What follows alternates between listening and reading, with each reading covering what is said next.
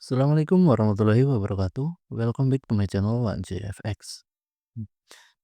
Mmm, Setelah dari up video yang terakhir, ya di minggu kemarin, Sumatera terjadi namanya musibah. Ya, Sumatera di bagian utara khususnya Aceh, Sumatera Utara dan juga Sumatera Barat itu terjadi musibah longsor dan juga longsor, banjir dan juga banjir bandang ya guys ya. Kalian juga mungkin tahu curah hujan di daerah Sumatera itu tinggi banget guys, tinggi banget. Gua sebagai seseorang yang memang notabene bertempat tinggal di Sumatera bagian selatan pun ngerasain bahwasanya setiap hari mulai dari siang, sore, bahkan eh, malam gitu ya, itu selalu hujan guys. Ya gua khawatir karena di tempat daerah gua ini tinggalin gitu kan masih terdapat hutan dan juga sungai. Ya gue khawatir jangan sampai tempat ataupun daerah yang gue tinggali mengalami kejadian yang sama. Jangan sampai ya guys ya. Oke, back to topic. Jadi kemarin di tanggal 2 dan tanggal 1 atau tanggal 2 ya di sini. Gue ambil 2 trade, baik itu sell maupun buy. Dan itu menggunakan 2 metode yang berbeda.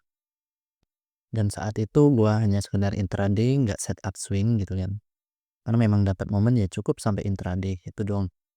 Eh, eh, Seperti biasa, gue menggunakan 2 metode yang berbeda yaitu Alchemist dan juga ICT.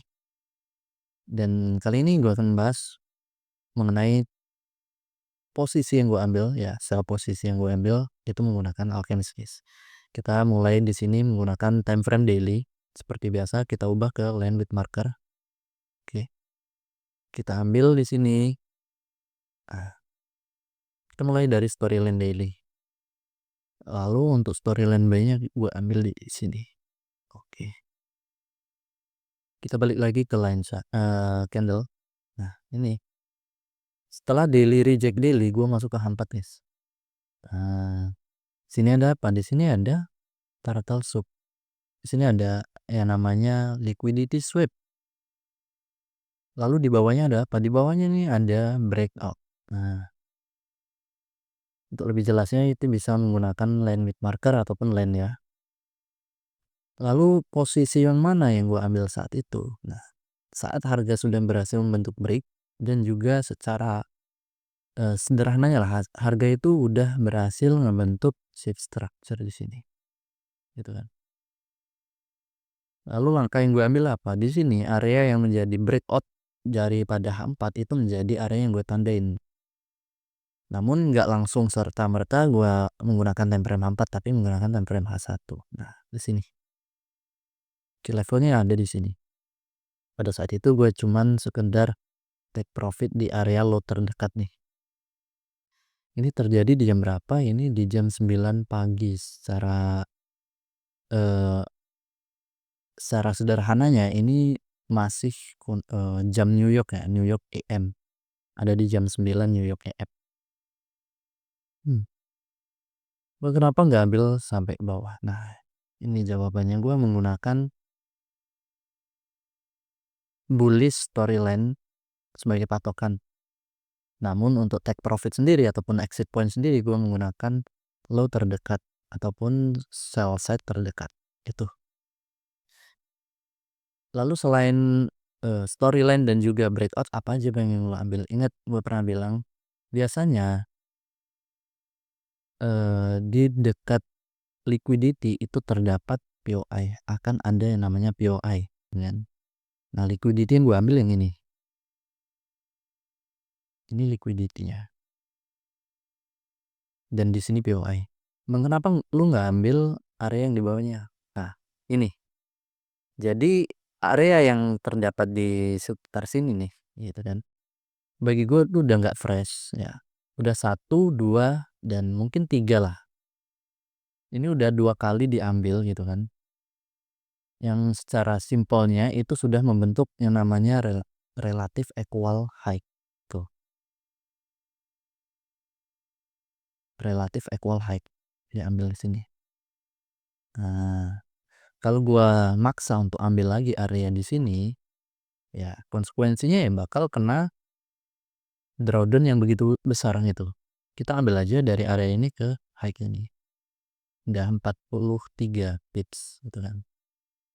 Jadi ya gua abaikan untuk ini, dan juga karena gua melihat liquidity yang ada di atas ini relatif equal high ini, dan di atasnya terdapat POI yang memang segaris atau sejajar dengan breakout yang terjadi di H4 yang gua ambil di sini.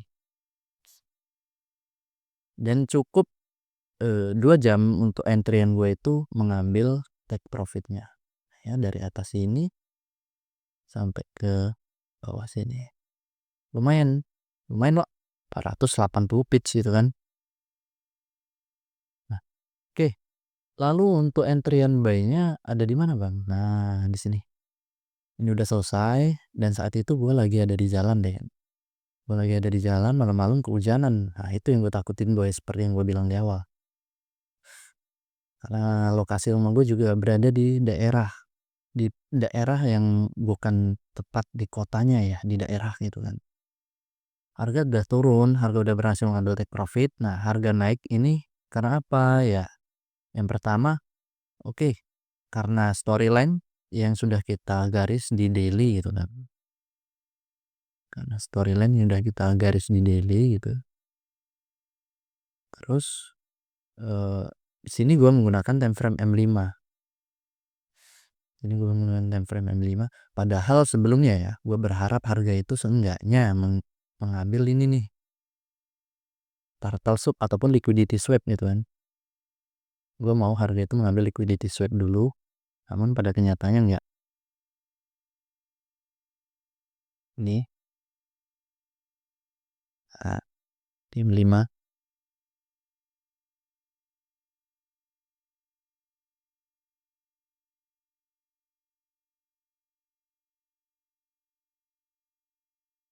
Oke. Di sini. Saat harga ranging ya, harga ranging di sini. Ini kalian pasti lihat. Gua belum berani entry di sini karena asumsinya ya seperti ini. Ranging, swap, naik gitu. Gue udah ngelimit area-area yang ada di bawah sini. Gue cari nih apa yang kira-kira atau kemungkinan besar bisa diambil gitu kan. Entah itu area yang di sini, mentoknya di sinilah, atau di sini. Jadi ada 2 area. Oke. Dan ternyata harga tersebut nggak sesuai sama prediksi ataupun perkiraan yang sebelumnya. Justru harga malah naik ke atas membentuk sebuah displacement. Pasti kalian tahu displacement ya. Displacement itu ya pergerakan yang mengindikasikan harga itu sudah mengalami perubahan arah market tanpa membentuk yang namanya sweep structure atau sweep liquidity terlebih dahulu. Intinya pergerakan itu displacement gitu guys, meninggalkan area FVG di sini.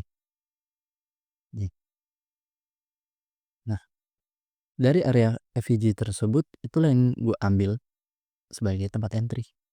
FVG yang mengalami pergerakan displacement inilah yang gue ambil sebagai posisi entry.